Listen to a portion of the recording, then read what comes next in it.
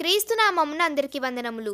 ఈ లోకంలో చూసుకుంటే ప్రతి మనిషి తన జీవిత కాలంలో ఉన్నదానితో సరిపెట్టుకోకుండా ఎంతో అత్యాశకు గురై వారి స్తోమతకు మించిన వస్తువులను కొనడానికో లేదా వారు మిగిలిన వారితో పోల్చుకుంటే ధనవంతులుగా కనిపించడానికో ప్రయాసపడుచు ఎన్నో ఉచ్చులో చిక్కుకుంటున్నారు.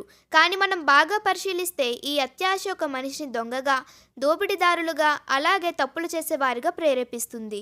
అలానే బైబిల్లో అననీయ సప్పీరా అనే దంపతులు కూడా వారి పొలమును అమ్మి అత్యాశకు గురై కొంత వారి దగ్గర దాచుకొని మరికొంత దేవునికి ఇవ్వడానికి ప్రయత్నిస్తారు. కానీ దేవుని ఉగ్రత వారి మీద రగులుకోవడం వలన దంపతులు ఇద్దరు మరణిస్తారు. కావున మనం వారి వలె ఉండకుండా అత్యాశకు గురై దేవునికి దూరమైపోకుండా ఆయనలో జీవించి ధనాపేక్ష లేని వారే దేవుణ్ణి ఆరాధిద్దాం. ఈ అత్యాశ వలన కలుగు నష్టాలను గూర్చి ఉదాహరణతో కూడిన ఒక స్టోరీని ఈ ఛానల్లో పోస్ట్ చేయడం జరిగింది. కావున అత్యాశ వలన కలుగు ప్రమాదాలను తెలుసుకోవాలంటే ఛానల్లో ఉన్న వీడియోని వీక్షించండి.